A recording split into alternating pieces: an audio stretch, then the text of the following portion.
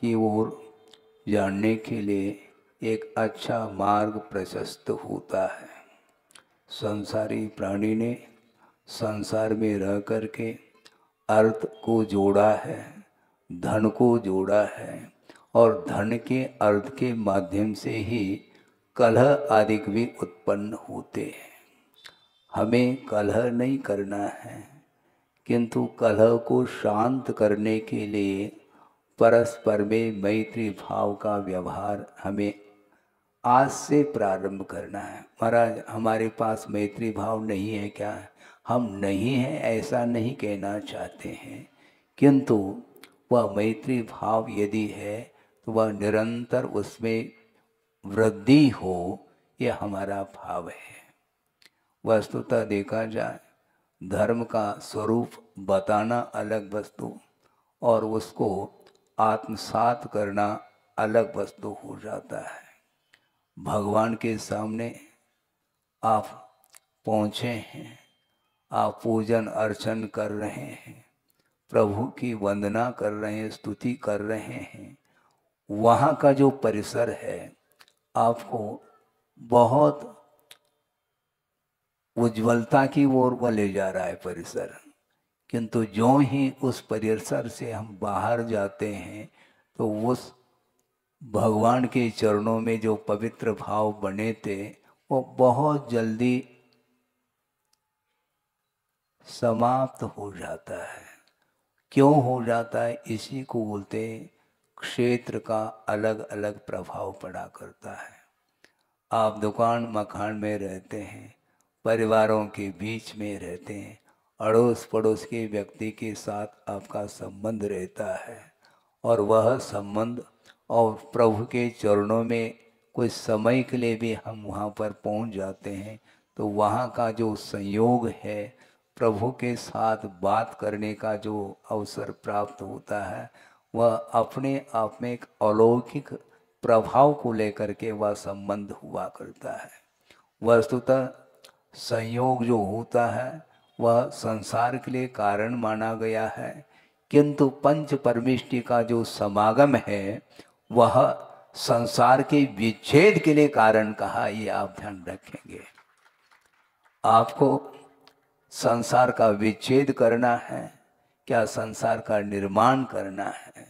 या आप देखेंगे 5 दिनों में किस प्रकार एक महान आत्मा का अवतरण होता है और उनके माध्यम से किस प्रकार धर्म का स्वरूप सामने आता है, किस प्रकार वह आत्म तत्व परमात्मा के रूप में परिवर्तित होता है। ये सारा सारा दृश्य हम और आपको देखने को मिलेगा। वस्तुतः कथन करना अलग वस्तु, क्योंकि कथन करने के लिए शब्दों का आलंबन लिया जाता है, किंतु कुंद कुंद स्वामी का कहना है कि अर्थ तक पहुंचने के लिए शब्द एकमात्र माध्यम हुआ करते हैं। हमें शब्दों में उलझना नहीं है, किंतु शब्द के माध्यम से भाव तक पहुंचने का हमें प्रयास करना है। सारी क्रियाएं मात्र शारीरिक और वासनिक क्रियाओं तक सीमित न रहें, किंतु हमारा मन भीग जाए तो निश्चित समझ लेना कि वस्तुतः वह धर्म की आराधना मानी जाती है। कई बार गुरुदेव ने श्रवण संघ को भी संबोधित किया है कि देखो, हम प्रतिदिन वंदना करते हैं, किंतु उनका ये कहना था कि वंदना करना सीखो। आप सुन रहे हैं? सुन रहे हैं ना? हाँ। उन्होंने ये कहा था कि वंदना करना सीखो, तो मुझे लगा कि अभी तक वास्तव में हमने वंदना नहीं की है ऐसा लगता है। तभी गुरुदेव कह रहे हैं कि वंदना करना सीखो।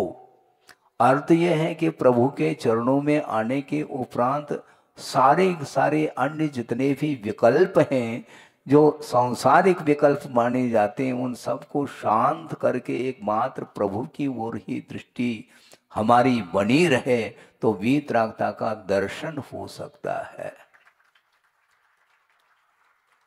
नहीं है, बहुत जल्दी हमारा मन, हमारा उपयोग अन्यान्य वस्तुओं से प्रभावित होकर के उसको ग्रहण करने का भाव रखता है। वस्तुतः ग्रहण भाव और प्रतिकार का भाव, ये दोनों भाव वस्तुतः धर्म ध्यान से अपना भिन्न अस्तित्व रखते हैं। पंचेंद्रिय के विषयों की अपेक्षा से हमारा ये कहना है कि ग्रहण भाव संसार के लिए कारण है, और हमारे लिए जो अनिष्ट वस्तु हैं उनसे बचने का जो प्रयास है वह प्रतिकार का भाव माना जाता है। वो प्रतिकार का भाव और ग्रहण भाव ये दोनों आर ध्यान की ओर ले जाने वाले परिणाम माने जाते हैं। इसलिए गुरुदेव का कहना था कि धर्म ध्यान के स्वरूप को समझने की अपेक्षा आर ध्यान और रौद्र ध्यान का स्वरूप यदि मान लो आपको ज्ञात हो जाए तो निश्चित रूप से उसका जो अपोजिट तत्व है वह धर्म ध्यान के रूप में आता है। हमें आपको धर्म ध्यान का स्वरूप नहीं बताना है, क्योंकि वह उस धर्म ध्यान का स्वरूप, उसका परिचय अभी तक हमें नहीं हुआ है, और अतीत अनंत काल से आर ध्यान और रौद्र ध्यान के साथ ही जीवन व्यतीत हुआ है। इसलिए उसके स्वरूप को समझने का हमें प्रयास करना है। प्रतिदिन वही रूटीन में आ रहा है, चाहे वह आज मजदूरी करके जीवन यापन करने वाला व्यक्ति क्यों न हो, और अरबपति और खरबपति भी क्यों न हो, सबका क्या लक्ष्य है, क्या प्राप्त करना चाहता है, सिवाय पंचेंद्रिय के विषयों के अलावा उसकी दृष्टि में और कोई भी पदार्थ देखने में नहीं आता है। और अरबपति खरबपति होकर के भी उसका दुकान बंद नहीं है, वह खुला है। हमेशा उसकी भी दुकान खुली देखने में आती है। और जिसके पास वित्त नहीं है वह भी प्रयासरत रहता है। इसलिए वित्त का अर्थ दो है, तोड़ना है हमें शब्द को भी। सोचो, वित्त का अर्थ धन होता है और वित्त का दूसरा अर्थ है ज्ञान होता है, जिसको विद्वान बोलते हैं आप लोग। वित्त तो प्रत्येक व्यक्ति के पास है, किंतु उस वित्त का क्या स्वरूप है वो वित्त के अभाव में समझ में बात नहीं आ सकती है। इसलिए आप धनार्जन करने के लिए सभा में नहीं बैठे हैं, किंतु वित्त का अर्थ ज्ञानार्जन करने के लिए आप उपस्थित हैं।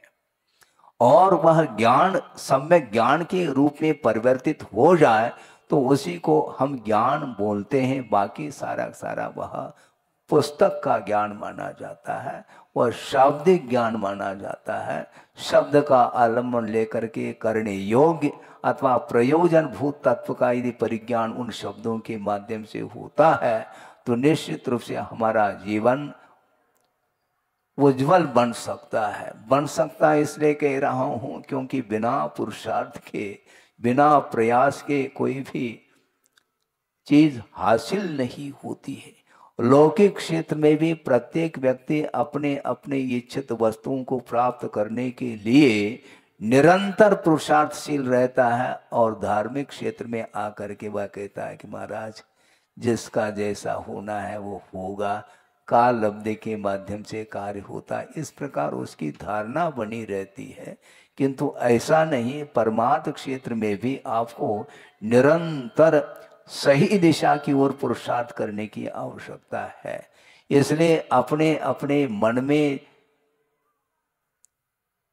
जिन जिन व्यक्तियों के प्रति, जिन जिन वस्तुओं को लेकर के जो विकल्प अधिक होते हैं उनको इसी दरी पर छोड़ करके आप घर चले जाएं तो ज़्यादा अच्छा है। क्योंकि प्रतिदिन यह उपदेश का समय आएगा, और उपदेश तो हम देने के लिए मना नहीं कर रहे हैं। उपदेश आपको सुनने को मिल सकता है, मिलेगा, किंतु उस उपदेश को सुनने की क्या सार्थकता है, उस ओर ध्यान देने की आवश्यकता है।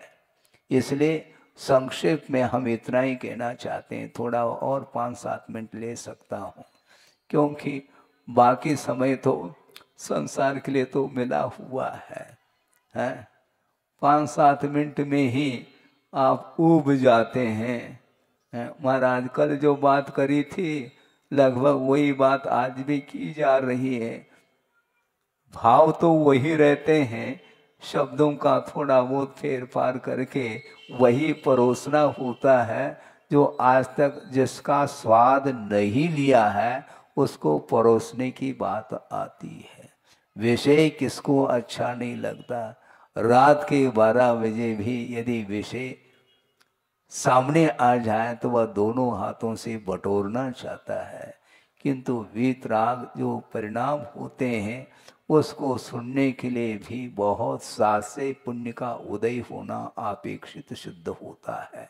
इसलिए आप लोगों का साथ से पुण्य का उदय होने जा रहा है अथवा हो चुका है, और निरंतर वह साथ से पुण्य आपके भविष्य को उज्जवल बनाने में कारण सिद्ध होगा। वस्तुतः देखा जाए यह बिना पुरुषार्थ के संभव नहीं है बंधुओं।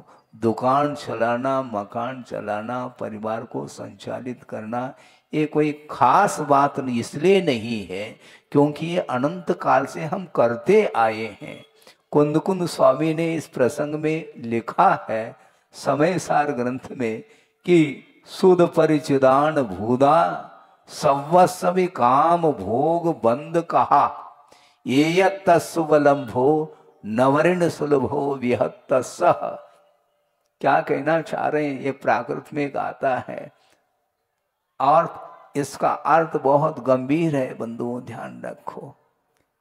काम भोग और बंद की जो कथाएं हैं वे प्रत्येक संसारी प्राणी के लिए श्रुत अर्थात सुनी हुई ये कथाएं हैं, अनुभव में आई हुई कथाएं हैं, अनुभूत है ये सारी कथाएं।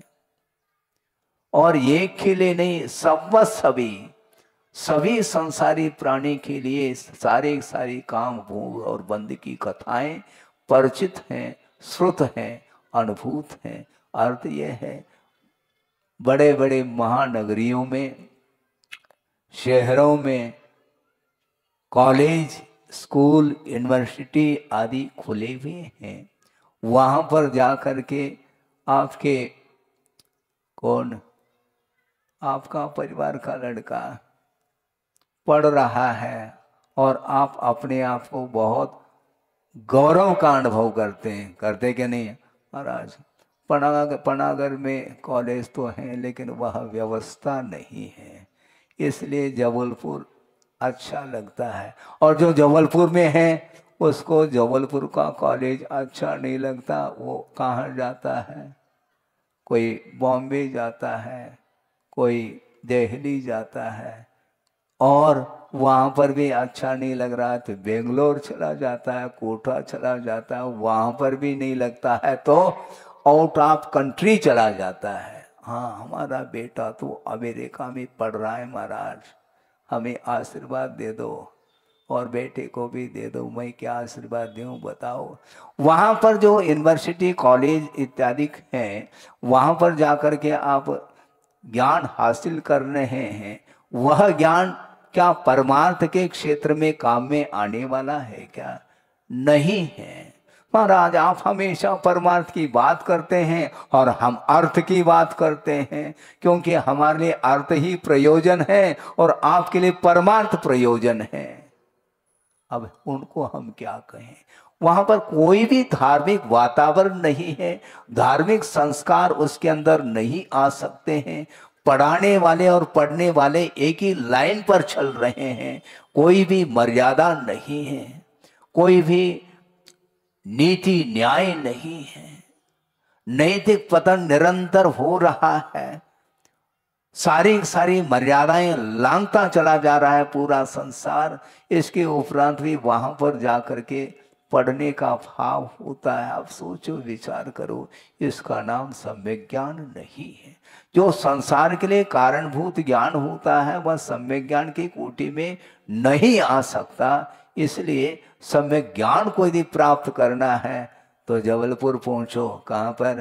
तिलवारा घाट है। ताली क्यों बज रही? तिलवारा घाट तो पहले भी था, किंतु अभी जो तिलवारा घाट जो देखने में आ रहा है वह अद्भुत वहाँ की छटा है बंधुओं। प्रारंभ हुआ था प्रतिमा स्थली खोलने के लिए भूमि का उस समय हमने वहां पर देखा था, वहां पर जंगल के अलावा और कुछ भी दिखाई नहीं देता था। और गुरुदेव ने जो कमिटी, जो प्रमुख व्यक्ति थे, उनके सामने ये बात रखी कि देखो, आप अपने अपने स्वार्थ की बात करते हो, अपने अपने परिवार की बात करते हो, ये बहुत बड़ा परिवार बनने जा रहा है, ध्यान रखो। अभी तो तुम्हारी दृष्टि में वह परिवार देखने में नहीं आएगा, जब बन के तैयार होगा तो उस समय दूर दूर की जनता देखने को आएगी और वह दृश्य देखने को मिल रहा है। वहां पर नगर बसा हुआ, ये ध्यान रखो, किंतु वह नगर कौन सा नगर है? वह धर्म नगरी है, ध्यान रखो। वहां पर मात्र लौकिक शिक्षा नहीं दी जाती, किंतु लौकिक शिक्षा के साथ साथ पारलौकिक शिक्षा भी वहां पर मिलती चली जा रही है। हजारों की संख्या में छात्राएं पढ़ती हैं और बहनें भी 400-500 की संख्या पहुंच गई है। वो सारे बाल ब्रह्मचारी हैं और निःशुल्क सेवा उनके लिए दी जा रही है। ये किसका प्रभाव है? गुरुदेव ने जो दिया है वह अन्यत्र आप कहीं भी चले जाओ, चाहे इंग्लैंड जाओ, चाहे अमेरिका जाओ, कहीं भी अन्यत्र चले जाओ, वह देखने को नहीं मिलने वाला है। धर्म की आराधना करने के लिए वातावरण की बड़ी आवश्यकता है और वह भारत में जगह जगह वह धार्मिक वातावरण देखने को मिल सकता है, क्योंकि संस्कार, भारतीय जो संस्कृति है वह अन्यत्र देखने को नहीं मिल सकती। इसलिए इस प्रकार का वो बेटे बेटे बेटे क्या सोचते होंगे किसी को भी ज्ञात नहीं होता। और जब प्रारंभ करते हैं और सामने दिखाई देता है वो सारा कार्य, उस समय लगता है कि वस्तुतः गुरुदेव ने जो सोचा है वह न भूतो न भविष्यति वाली बात सिद्ध होती है। इसलिए जोड़ना सीखो, तोड़ना नहीं। महाराज ने बहुत अच्छा, हमने इसलिए कहा था, वो मना कर रहे थे प्रवचन के लिए, हमने कहा कि आपको प्रवचन नहीं करना, कोई बाधा नहीं, 10 मिनट आपको देना है समाज के लिए। और 10 मिनट में ही उन्होंने जो सारभूत बात रखी है उसी को मैं थोड़ा सा आगे बढ़ा करके आपके सामने विषय रखा है। हमने ज़्यादा कुछ नहीं कहा, ध्यान रखो, क्योंकि वृक्ष जो होता है वह जड़ के बिना नहीं रह सकता। मूल बात उन्होंने कही और आगम के अनुरूप ही उन्होंने विषय रखा है, उसी विषय को आगम के आधार से आपके सामने विषय रखा है। क्योंकि समय तो ज़्यादा हो जाएगा और समय ज़्यादा कब मिलेगा? जब मिलेगा तब मिलेगा। अभी तो संक्षेप में हम इतना ही कहना चाहते हैं, अपने आप के परिणामों को उज्जवल बनाना चाहो तो परस्पर में जो आत्मीयता है, परस्पर में जो वात्सल्यपूर्ण जो व्यवहार है, उसको ध्यान में रखते हुए चले। क्योंकि बिना आत्मीयता और बिना वात्सल्य, परस्पर में स्नेह होना चाहिए। स्नेह का अर्थ प्रमाद कहा है, उसकी चर्चा मैं नहीं करना चाहता, किंतु व्यावहारिक क्षेत्र में स्नेह की बड़ी आवश्यकता है और स्नेह के माध्यम से ही हम जोड़ सकते हैं। स्नेह का अर्थ स्निग्धता, चिकनाट जिसको बोलते हैं। जहां पर रुक्षता है वहां पर जोड़ नहीं सकता। जोड़ने के लिए एक पृष्ठ है, मान लो 2 पृष्ठ हैं, उसको जोड़ना है तो कैसे जोड़ते हैं आप? हैं? गोंद से जोड़ते हैं ना, हैं? फेविकॉल बोल रहे हैं, ठीक है। अब देखो, स्निग्धता जल में भी है, जल के माध्यम से भी उस पृष्ठ को जोड़ा जा सकता है, किंतु वह सूख जाए तो वह पुनः दोनों पृष्ठ पृथक हो जाएंगे। इस प्रकार नहीं जोड़ना, फेविकॉल वही ठीक है। गोंद के माध्यम से एक दूसरे को जोड़ने का पुरुषार्थ करिएगा और निश्चित रूप से यह पनागर एक है, ये ध्यान रखो। हमने यहां तक जबलपुर में कहा था कि वह एक कॉलोनी है जबलपुर की, वह जबलपुर से पृथक नहीं है और पनागढ़ से जबलपुर पृथक नहीं है, क्योंकि अपृथक महसूस होना चाहिए। क्योंकि जो भी जैन बंधु हैं वह बंधु हैं, ये ध्यान रखो। और आचार्यों ने ये कहा कि वस्तुतः बंधु कौन है? धर्म ही बंधु कहा है। और प्रत्येक व्यक्ति के जीवन में यदि मान लो धर्म के लिए स्थान है, धर्मात्मा बनते चल जाए सारे सारे लोग, तो अपने आप में आपस में बंधुता का व्यवहार होता चला जाएगा। कहने की कोई आवश्यकता नहीं पड़ती है। यद्यपि कर्म के उदय में जो कुछ भी हो सकता है, घटित हो सकता है, वह अलग विषय है। कुछ क्षण के लिए इस प्रकार के परिणाम परस्पर में कालुष परिणाम उत्पन्न हो सकते हैं, उसमें भी अज्ञान दशा का ही वह परिणाम माना जाएगा। अतीत में अज्ञान दशा में जो भी कर्म का अर्जन किया है वह भिन्न भिन्न निमित्त को लेकर के उदय में आता है। इसलिए किसी एक व्यक्ति का वहां पर कोई दोष है ऐसा नहीं है। सबके कुछ न कुछ निमित्त को लेकर के वह कर्म बनता चला जा रहा है। इसलिए कर्म का जो बंध हो रहा है उसको तोड़ने का प्रयास करो, तो कर्म बंध जो होता है उसका विच्छेद जो होगा वह वस्तुतः मैत्री भाव के माध्यम से ही हो सकता है। परस्पर में प्रमोद भाव जागृत होना चाहिए। एक दूसरे को देखते ही मन प्रफुल्लित होना चाहिए, जैसा कमल खिल जाता है। अभी हम जा रहे थे जंगल और तालाब में, सरोवर में कमल खिले हुए मिल रहे हैं।